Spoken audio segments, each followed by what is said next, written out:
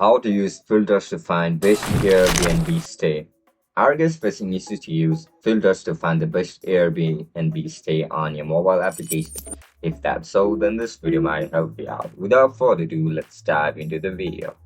To find the perfect place faster, open the Airbnb app on your mobile device. Once you open the app, make sure you are logged in into your account. Once the listing appears, tap the filter button, which is usually located at the top right corner of your screen. Just simply tap on this filter button. Here's what you can refine: type of place, entire place, private room, shared room, price range that you are comfortable with, room and beds, number of bedrooms or beds you need, amenities like Wi-Fi, kitchen, AC, washing machine, and pool, property type, apartment, house, booking type, instant book.